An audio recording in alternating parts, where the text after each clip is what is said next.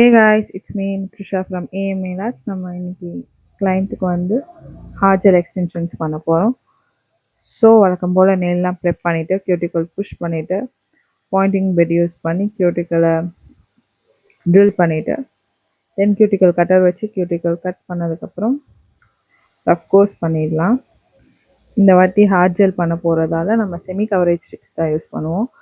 So 401 clue use பண்ணி டிப்ஸை நெயிலோட எண்டில் ஃபிக்ஸ் பண்ணி அதை தென் மர்ஜ் பண்ணிடுவோம்.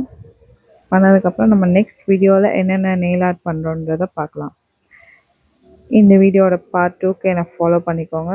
இதே மாதிரி இன்ட்ரெஸ்டிங்கான வீடியோஸ்க்கு என்னை சப்ஸ்கிரைப் பண்ணிக்கோங்க. Please like. தேங்க்யூ.